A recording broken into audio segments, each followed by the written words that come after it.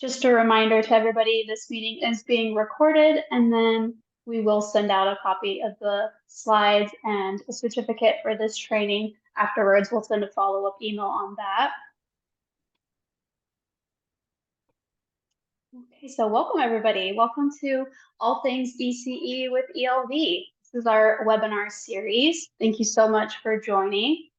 We're just going to go over a few things here quick on the ELV side before I have our guest speaker get started. Today we're meeting with Melissa Buccholz from Assuring Better Child Health and Development. And today's topic is partnering with primary care, demystifying primary care's role in caring for young children.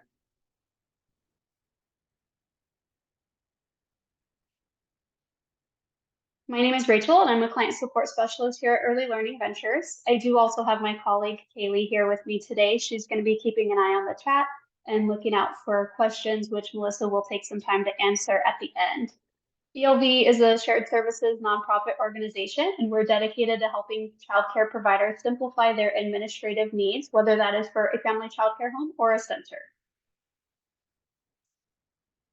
I'm going to real quick go over some of the fantastic features of Alliance Core, our childcare management system. If you aren't currently using Alliance Core, we do have some scholarship opportunities available for you to use the system for free for up to 1 year. So I do encourage you to sign up, reach out to us. We're happy to schedule a demo with you to go over the system.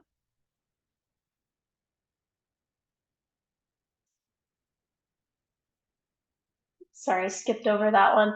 As part of the Alliance Core system, we do have some mobile apps available for you in the App Store for your convenience. If you are already using the system but haven't downloaded the apps, please feel free to do so. They will enhance your experience and aid in running your childcare business. We do have the mobile apps available on the App Store, the Google Play Store, and the Amazon App Store as well.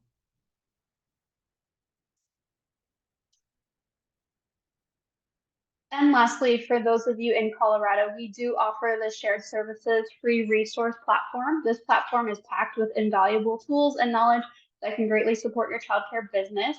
If you or your colleagues haven't taken advantage of that yet, I encourage you to explore its benefits. And as always, please feel free to reach out to us if you have any questions. Again, this is available for those of you in the state of Colorado. It's kind of like your one-stop shop knowledge hub for everything you may need in the early childcare education field. All right, so thank you all for joining. I am going to hand it over to Melissa now. Welcome, Melissa. Hi, everyone. Thank you. And thanks so much for having me. I'm really excited to be with you all today and talk about a topic that is near and dear to my heart, and that is partnering with primary care, demystifying primary care's role in caring for young children. So as Rachel said, my name is Melissa Buccholz. I'm a clinical psychologist by training, and I wear a number of different hats. I work with Assuring Better Child Health and Development, which is a nonprofit organization that is committed to really working with everyone who serves young children and families. We are based in Colorado, and we work statewide with families and children. And Assuring Better Child Health and Development is also designated as the Healthy Steps state intermediary in Colorado. And I'll talk about Healthy Steps in a few minutes, but Healthy Steps is an evidence-based program, and we oversee the implementation, scaling, and sustainability of that model across the state of Colorado, and work really closely with the national office for that model, which is at 0 to 3. And then my last setting where I am is at the University of Colorado in the School of Medicine, and practice at Children's Hospital Colorado. And I've been in primary care for a little over 16 years, well, actually probably 17 years now. And so I have a lot of experience working in that setting. But my expertise and my passion is young children, and young children show up in lots of different places. And my goal, and really the goal of the organization that I'm here representing today, ABCD, is to really make sure that everyone who serves young children and families is working together to make sure families are getting the best care. So what we're going to do today is our goals, or by the end of our conversation together today, is that you all will understand the primary care provider's role in supporting the health and development of young children. So really understanding what is the PCP or the pediatrician or even the family medicine doctor's role? What do they do? Many of you, I'm assuming, probably have children or are familiar with some of that from your own experiences, but kind of digging in a little bit about all of the things that primary care is kind of responsible for and doing in their work with young children. We'll also talk about at least one strategy that you can use to effectively collaborate with primary care offices so that you can best support the health and development of young children in their care and in your care, actually. So making sure that you know how to reach out. Who might you reach out to? If, sometimes it feels a little overwhelming or daunting to try to reach a provider, a doctor, nurse practitioner, physician assistant specifically. But those people are supported by a lot of different professionals and individuals in their practices. And so what are some other options that you might use to reach out to primary care? And then my hope is that your confidence in outreaching primary care offices for collaboration will increase by the end of this session, and that you will feel more comfortable and confident in collaborating with these important professionals in children and families' lives. Go to the next slide. Thanks. So why primary care? Why is this such a big deal? Well, it's because many, many, many families, the majority, well above 90%, and it kind of depends on where you are in the country. In Colorado, it's about 96%, 97%. It varies, but mostly well above 90% of children, in particular young children, so we're thinking about children under the age of 5, are seen in a primary care clinic. And it's not just that they're seen in primary care, but they're seen very early. So this is one of the very first places in a child's life and a family's life where they take their child after birth, right? So often their first professional environment is the birthing hospital, birthing center, or with, a birthing professional. But then that family goes home, hopefully, or even after a brief NICU stay. And the first place that they have contact outside of their family is primary care clinics. So in our clinic at Children's, at our clinic at Children's, we are seeing children as early as 2 days old. And those families are coming in, and there's a positive stigma associated with primary care. Families are often, maybe not at 2 days, but are often excited to take their children into their primary care offices for well child visits because they get to see how much they're growing, how they're developing, what they're learning, and they kind of get to show off a little bit all of their hard work in those first few years of life. So across the country, and this is actually this data is just a tiny bit old, so it's probably higher than this, but there are over 34 million well visits in a year. So that's many, many, many opportunities for primary care providers to support young children and their families with their development, social emotional development, and well-being. So reasons for visits, well child checks are probably the most common, and those are really routine health supervision visits where we get to kind of monitor how things are going, look at growth, look at vision and hearing, as the children get older, see how they're doing, how a child's doing developmentally, social emotionally, screen for autism. And more primary care practices are being encouraged and engaging in work to identify concerns that are going on with the larger family unit. So things like screening for psychosocial concerns, social determinants of health, food insecurity, housing insecurity, transportation challenges, domestic violence concerns, difficulties with education, accessing education or childcare. Those are things that are all coming up in primary care because we're asking about those things. So in addition to those surveillance or health supervision visits, families also bring their kids in for sick visits that are more acute. So that can be for an ear infection or a rash or, a bump on the head, something like that. So families come in often for that. And then treatment of chronic conditions. So as we know, there is a subset of children and individuals who have longer term chronic health conditions or developmental concerns. And so there may be visits specifically related to those conditions as well. And there are 13 recommended well-child visits, those health supervision visits in the first 4 years, 7 in just the first year alone. So primary care offices have a unique opportunity to meet with families early and often. And what I always say is our goal is to support families at the point of concern before we get to crisis, right? At the point of maybe some distress before we get to diagnosis, or ideally even earlier than that, so we can prevent and or mitigate stress as much as possible. And go to the next slide. So primary care at its core is accessible. Many families utilize it, as I discussed earlier. It's universal, meaning that all families, most families access this model of care, this setting for care. It's non-stigmatizing and actually has a positive stigma. It's available, so primary care is covered. It doesn't cost. There's not a copay for well-child visits, so there's not a cost burden usually.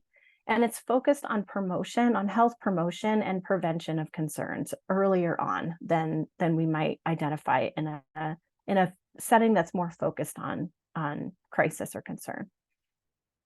Go to the next slide. So there's a lot of power in a pediatric well-child visit. So pediatricians, and you could think about power in a number of different ways. There are some hierarchical sort of positions that are in place with young children and their families in particular, that pediatricians are sort of seen as the know all be all individual. And I do a lot of work actually with pediatric residents. So these are professionals who have graduated from medical school and are doing their residency training that will prepare them to be fully licensed physicians. And I always tell them to be very, very thoughtful about their role with families and how critical it is for them to help to partner with families and help families understand that their expertise is just as important and more valuable even than the primary care providers. Sometimes it takes some time for residents to understand that. Sometimes residents understand that right away.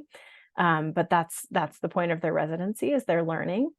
But because of that dynamic, there's also a positive side to that pediatricians really have, I would say, opportunity even more than power to support parents and their child in growing their child and supporting their child, to validate parents' ideas and concerns, and to support change in parental behavior and support of child development when that's necessary, right?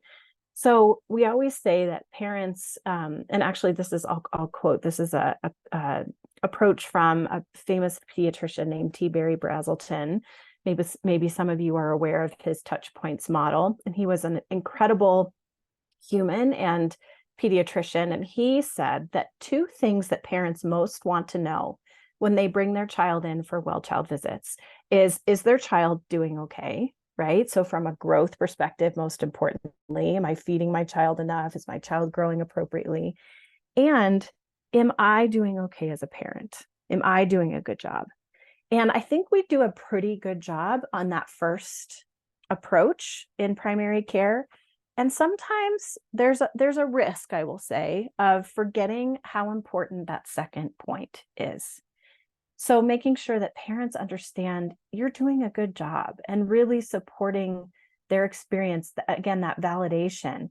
And we also encourage the providers that we work with to see the baby the parent sees, right? So I can think of many examples over the last 16, 17 years that I've been in this setting, where a parent comes in and their concern is that the child is very fussy and they're having a hard time calming them down, and they want reassurance that their baby is okay, or an answer to why they're so fussy.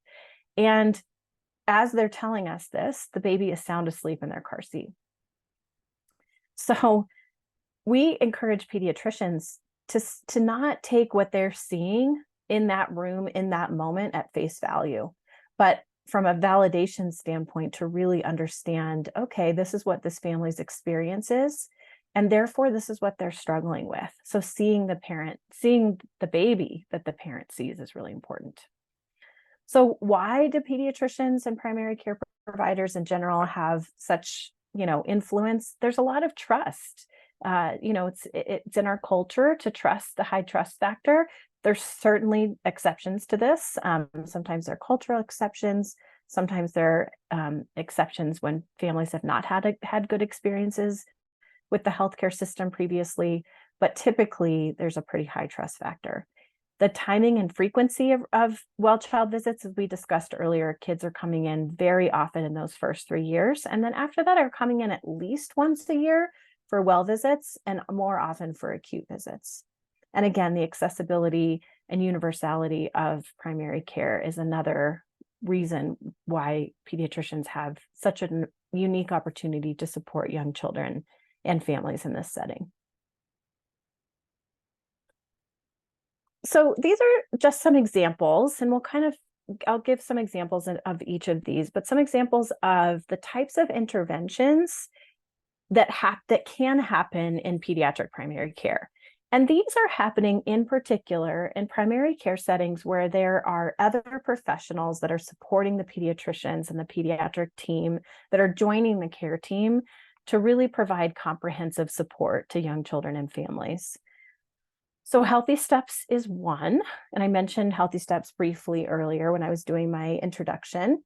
Healthy Steps is an evidence-based model, and I think we'll talk about this more in the next couple of slides, but Healthy Steps is an evidence-based model that is an integrated behavioral health model. It's integrated into the primary care clinic.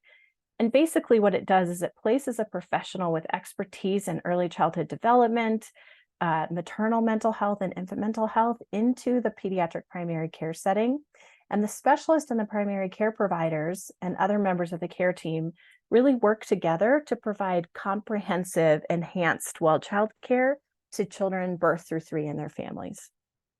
So I direct the Healthy Steps program in Colorado. It is a national model. There are, I think, close to 240, maybe even higher than that, sites across the country, and it is growing rapidly as we speak. So that's one example.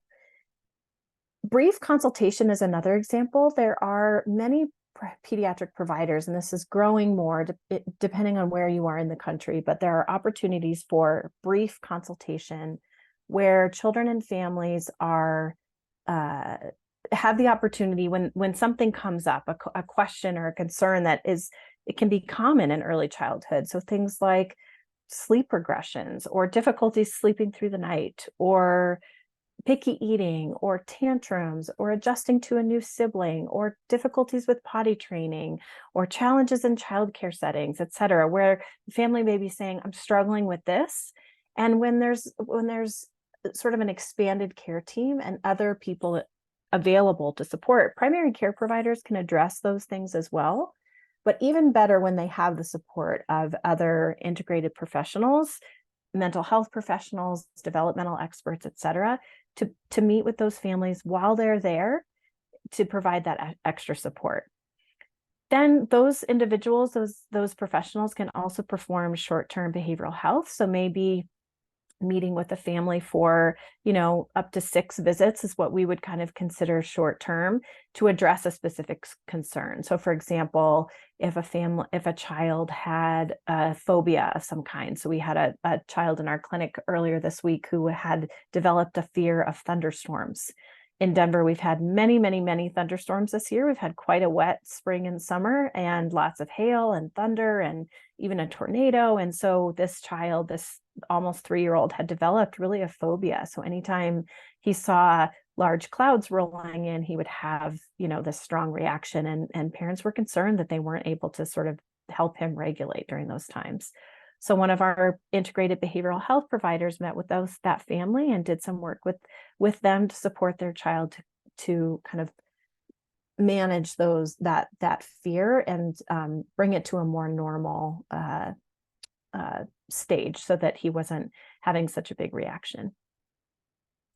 And then behavioral health navigation and community health navigation. So those two things are very similar. Behavioral health navigation would be care coordination, nurse care coordination, or other, kind of navigators. Behavioral health would be in particular navigating behavioral health referrals. So sometimes providers and other members of the care team may identify a need for more intensive behavioral health therapy outside of the clinic.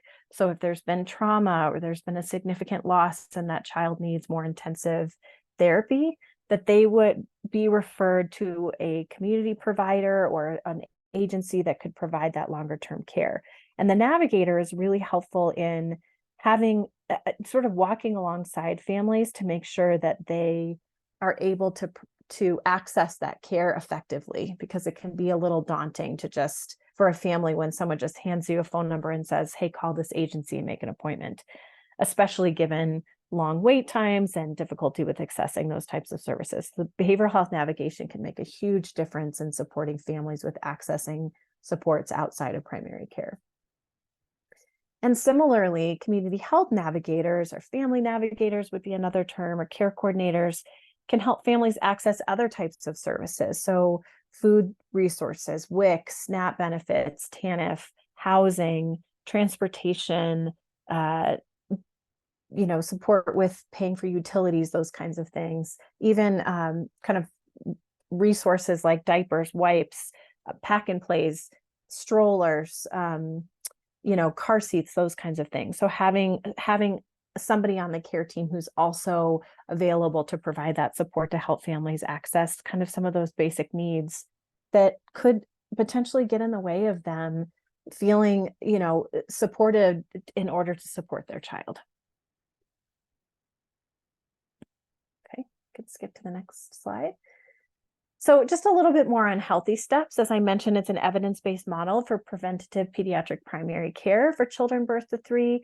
It's universal, so it's really a population health model that once a pediatric primary care clinic implements the model, which takes some training and preparation and that kind of thing, but once they do that, really every child birth through age 3 in that clinic benefits.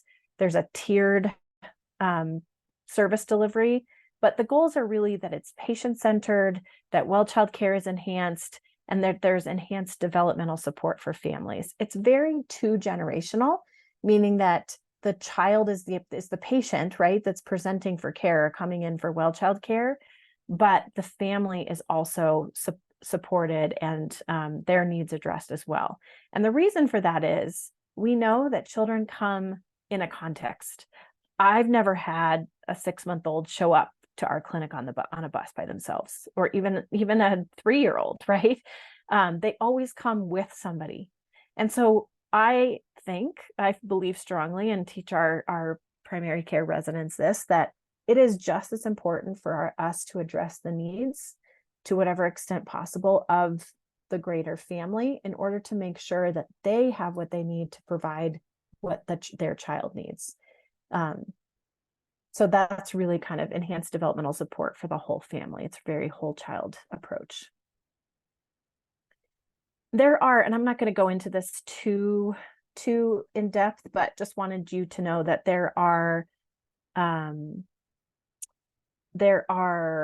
this is kind of there are 8 core components of the Healthy Steps model. This is specific to Healthy Steps.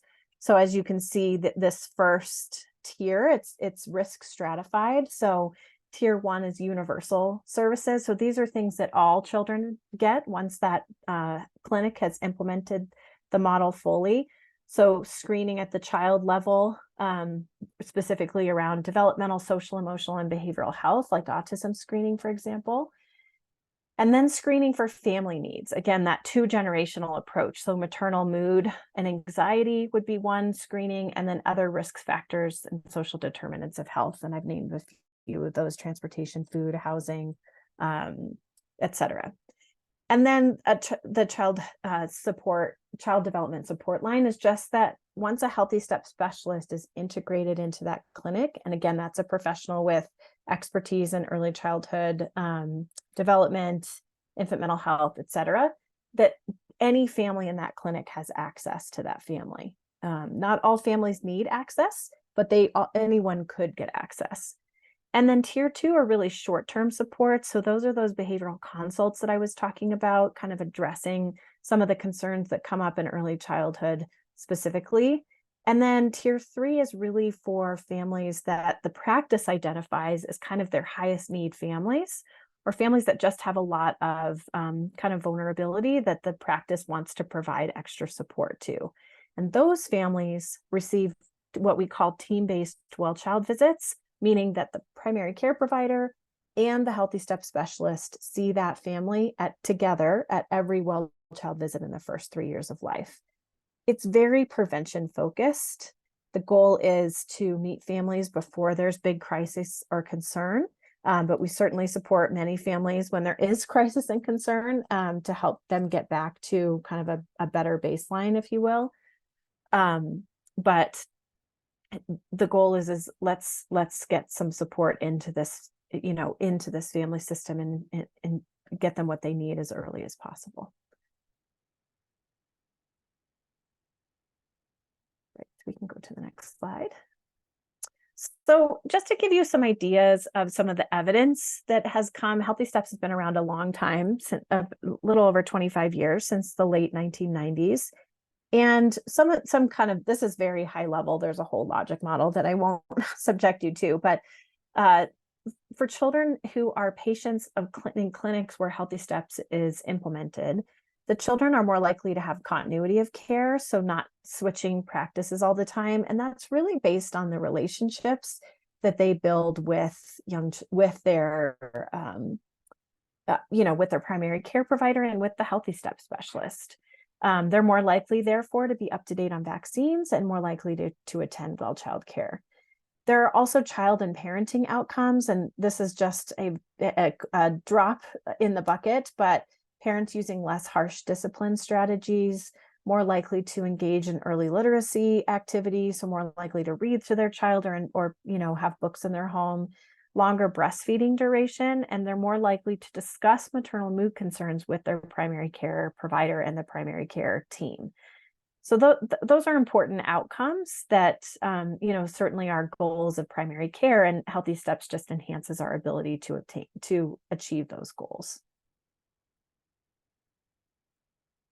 All right, next slide.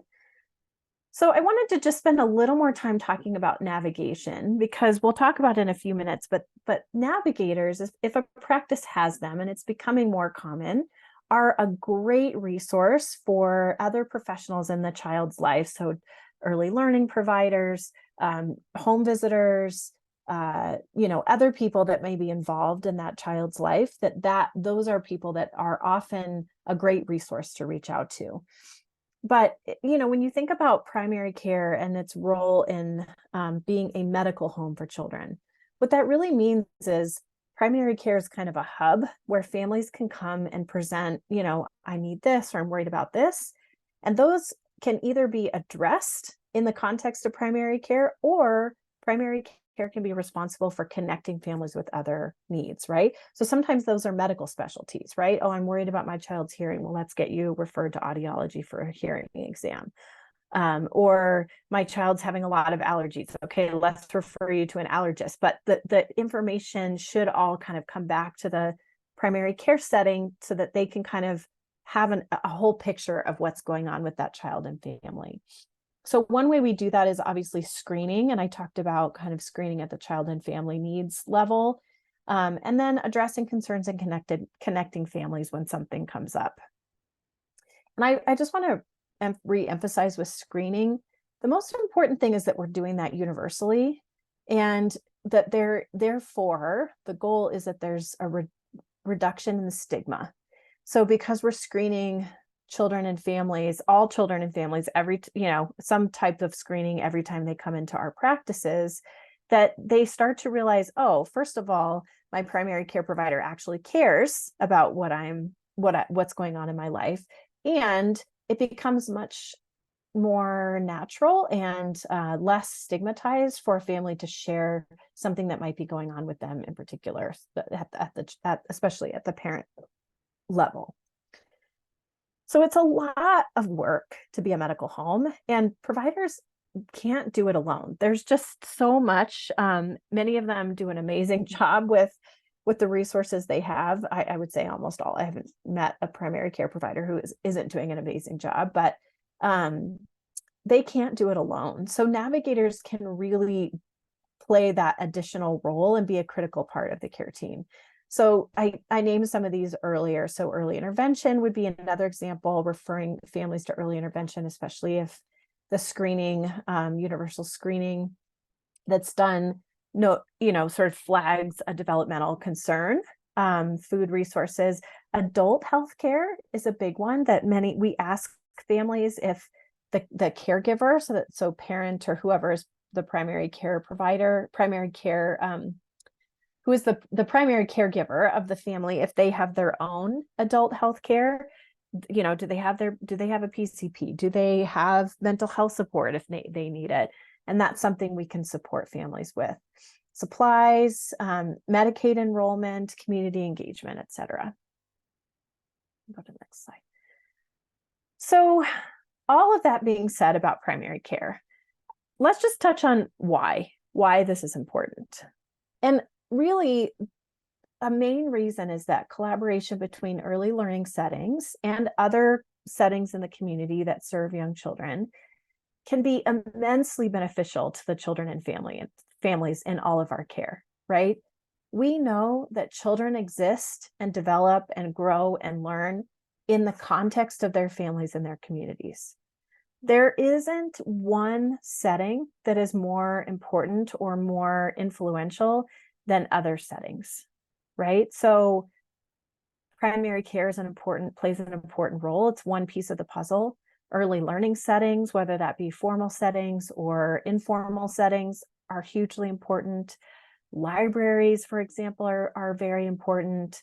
Other places where families show up are important in, sort of a we're all in this together kind of way, not to be cliche, but that everyone can benefit, but most importantly, children and their families can benefit when we're collaborating and communicating. And it's mutually beneficial for all of us. I know, having been in primary care, when I've been able to talk with teachers or childcare providers or people in those settings that are also familiar with the families, that sometimes that additional context can help me provide better care I'm an integrated behavioral health provider in primary care. And I'll give you an example. I had a kiddo a couple of months ago. He was a little bit older. I think he was 7. And we were evaluating him for attention deficit disorder. And we had asked the family to fill out some screeners. There's a screener called the Vanderbilt form. Maybe some of you are familiar with it. It's used with older kids, not kids under 5. And we usually have the parents fill it out and any teachers at school. And so the parents completed it and it was pretty positive. And the teachers, there were, I think just one teacher completed it, and it was pretty negative at school, meaning that they weren't seeing the same types of concerns with hyperactivity and difficulty paying attention, et cetera. So, but in the room meeting with this family, what they were describing to me, I was concerned about attention deficit disorder, ADHD. And one of the requirements to diagnose somebody with ADHD is that you have to see those behaviors in more than one setting. It can't just be home or just at school. It has to be kind of across settings. And sometimes if it's just in one setting, there might be something else going on that we need to address, but it doesn't meet criteria for ADHD. So I was a little confused by the discrepancy. So I asked the parents permission to talk to the teacher, and I called his teacher and actually he had an IEP at school, an individualized education plan. And I spoke to one of the learning support specialists that work with him. And she said, we've put many, many, many tools in place with his IEP, and he has a one-to-one aide with him all the time. And, I said, well, tell me more about why that is. And she said, well, if he didn't, he would be all over the place. And he has he had actually put himself in danger and put other people in danger, not because he was not in a threatening way, but just in an impulsive way, on multiple occasions. And so they had put all of these pretty intensive supports in place to make sure that he was safe. And she said, when those supports are in place, he actually does pretty well. And so I was like, okay, so that gave me some additional context that actually they were seeing these behaviors at school. It's just that they had done a lot of things to help address those behaviors and keep him and others safe. So having that context and that collaboration provided me as one of the providers with such helpful information to be able to move forward with determining what is his diagnosis. And we're not always even thinking about diagnosis, but in this particular case we were. But what is his diagnosis and what are the supports that he needs? Also connecting, one more thing really quick on that last slide. I just put trauma informed. I think when we collaborate and communicate, and all of this to say with permission of the parents or primary care caregivers, is that it's very trauma informed, right? It's one way we can be trauma informed and understanding what's going on in the broader context for this child or this family. When we assume that what we see is the whole story, that limits our ability to be fully trauma informed. Okay, now I'm ready for the next slide.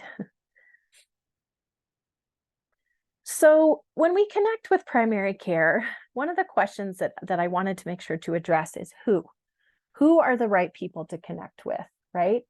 The first thing I would recommend if you are a professional working with a family in a different setting, whether that be early learning or home visiting or other settings, is to ask the family for the name and number of their PCP.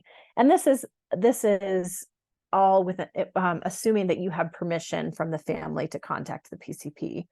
You can call the practice directly, obviously with permission, and even better if you have like a signed release of information so that the practice knows that they're allowed to talk to you. But call the practice directly. And sometimes you may not actually get to talk to the PCP, the primary care provider. Many are super busy and seeing patients, and it's kind of hard to kind of nail them down. But some other people that are just as good of resources are the nurses. They can access the chart. Sometimes the nurses have a little bit better access to the medical providers and can follow up with specific questions, or get them, coordinate having them call and speak to you directly or get the information that you need. You can also speak with a navigator or community health worker, care navigator. Those are those individuals that we were talking about earlier that really support families with getting connected to services in the community. Those can be really, really helpful points of contact in the setting. And then the Healthy Steps specialist or behavioral health clinician, if the practice has either of those professionals integrated into their setting, can also be a good resource. Like I was just describing the example of the little guy who I saw that we were trying to figure out if ADHD best explained what was going on with him. And I was the one as the Healthy Steps specialist to reach out to the teacher. So sometimes those are helpful resources to have as well. And these are people that may contact you as well, as the professional who knows the child and knows the family in a different setting, to get that additional information and support that will help provide more comprehensive and enhanced care.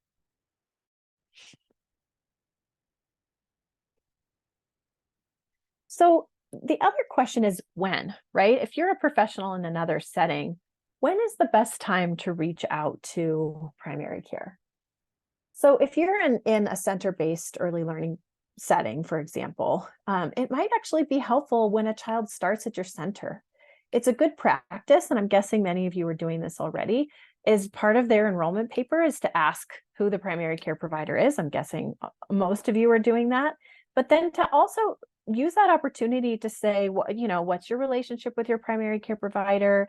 We like to just reach out to them and let them know you're, coming to our center or whatever. But kind of that initial contact can be a great time to reach out, especially if there are any if there's anything going on with the child or the family that you feel like that additional information could be helpful.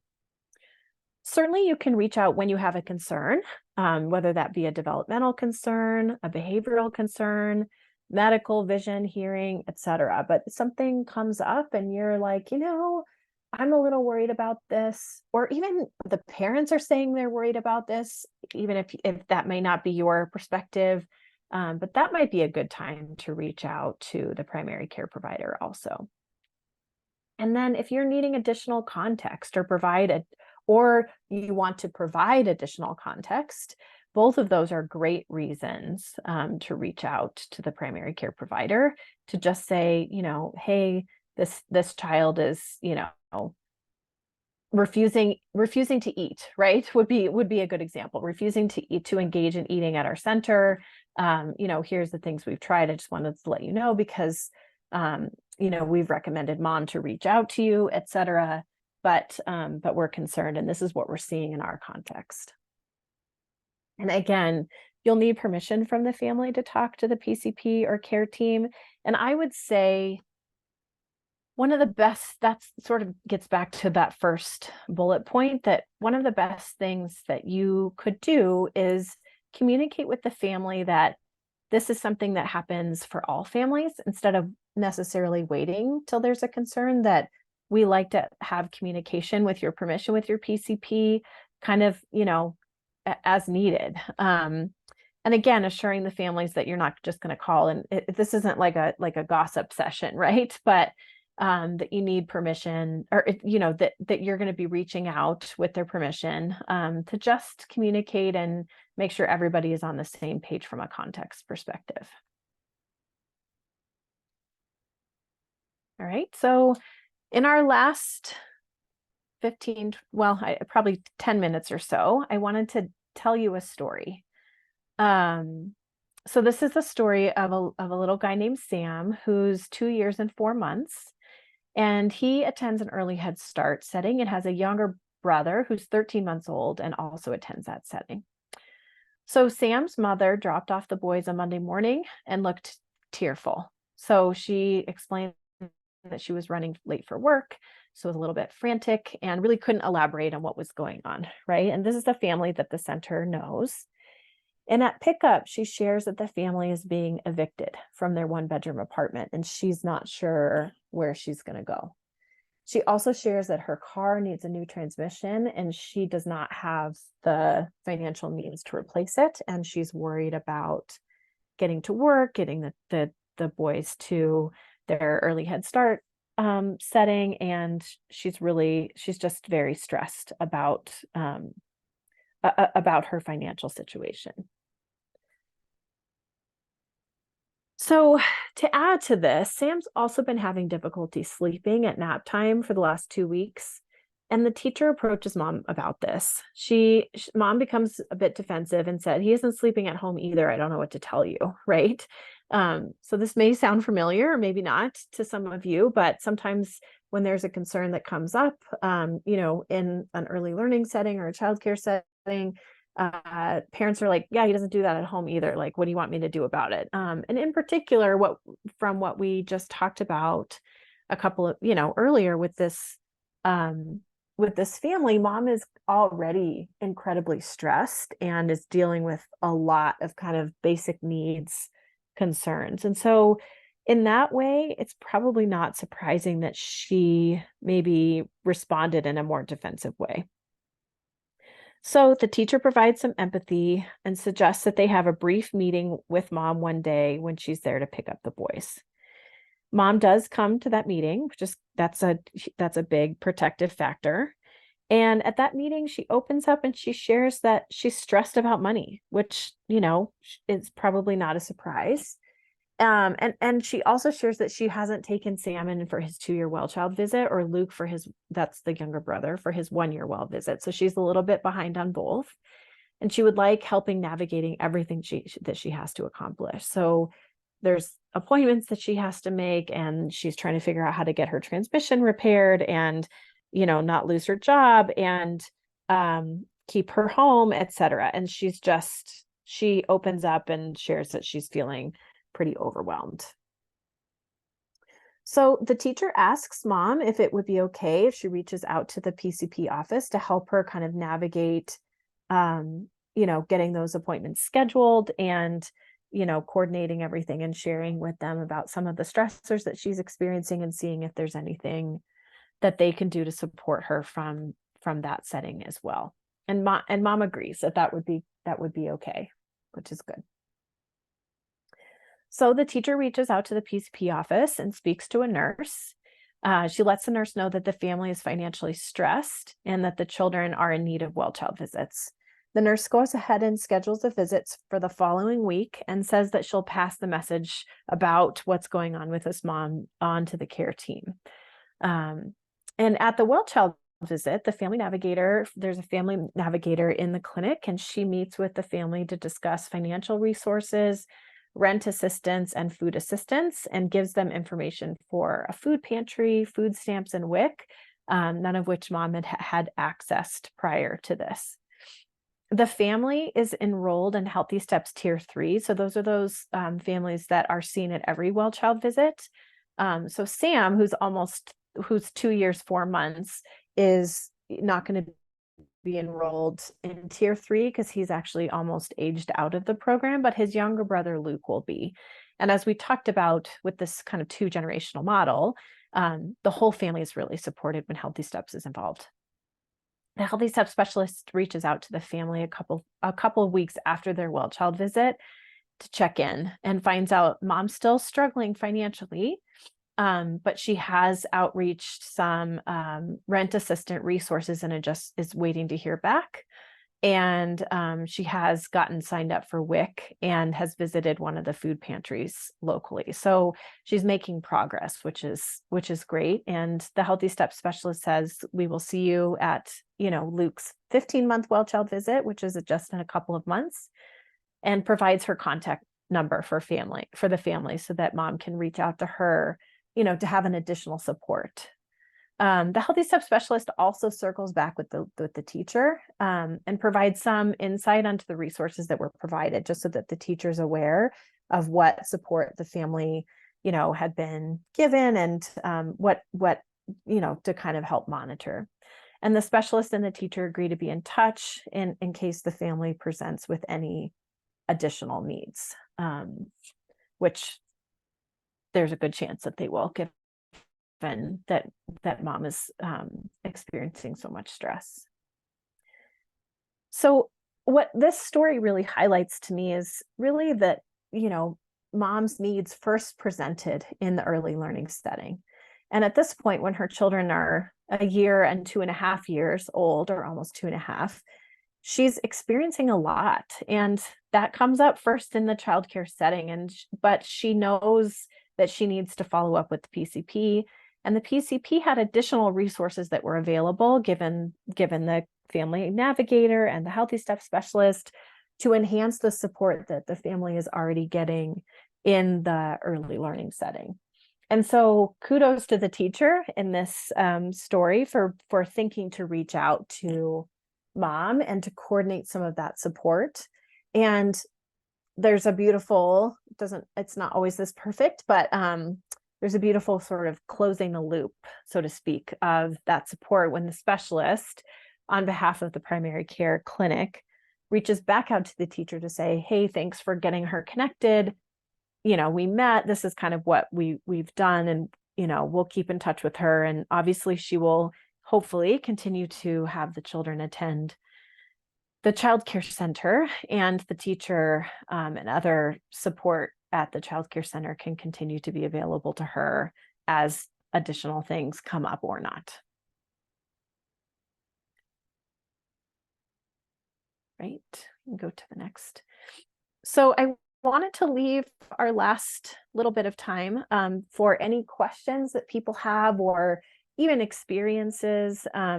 If you're able to share I don't know if you can share in the chat or in Q&A about experiences that you've had interacting with primary care, what maybe if you've had experience, what's gone well or what you wish would have gone better. And if you haven't, if you have any examples of why you think that might be helpful.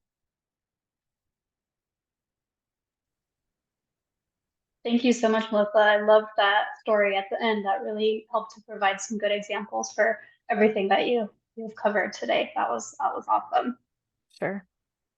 We don't have any questions in the chat yet, but I'll just give everyone a chance to just provide any insights or feedback, like you said, or any questions here. Give that a minute. That sounds good. Thanks, Rachel. I mean, you did a great job explaining everything, so I think that's why we don't have any questions already.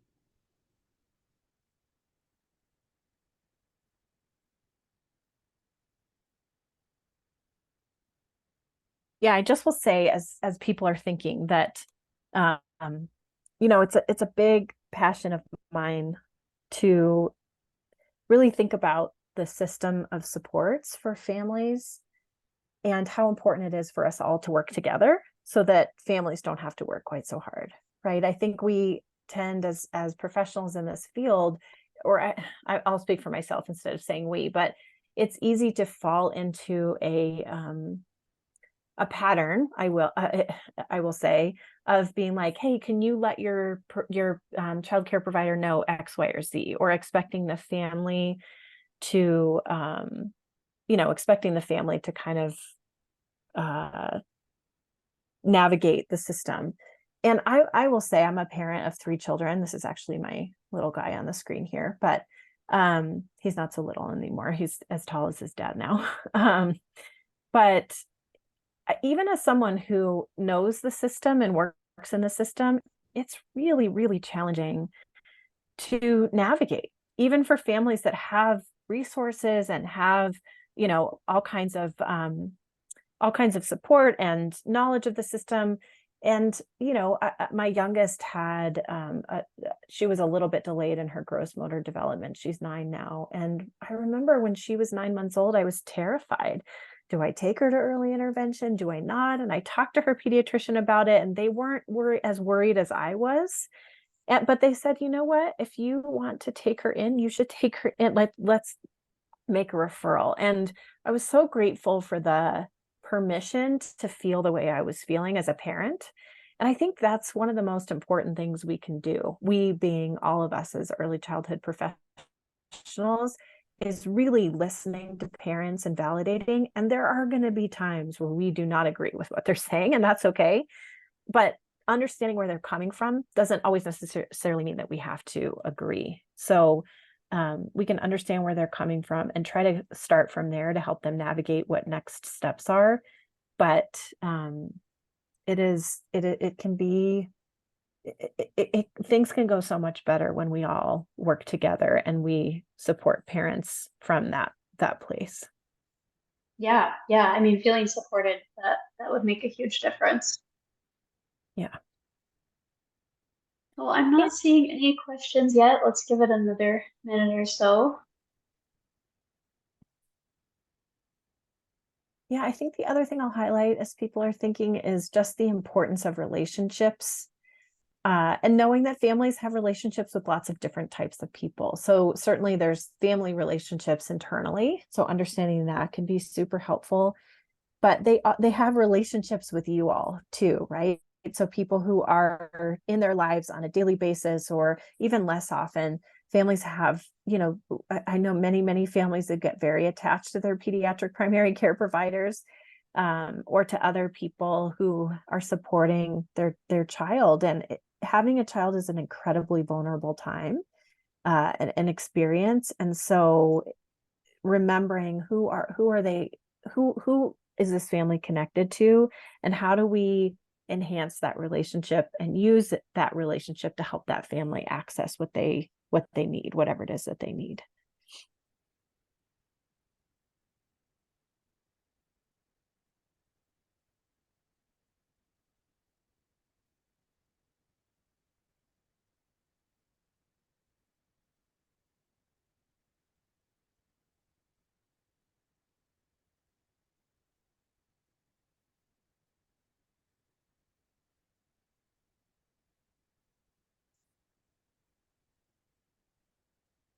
All right. Well, I don't see anything coming in yet. I do also just want to highlight here. We have your contact information here, Melissa. Are you a good resource for people to reach out to if they do have any follow-up questions after this that maybe come up later?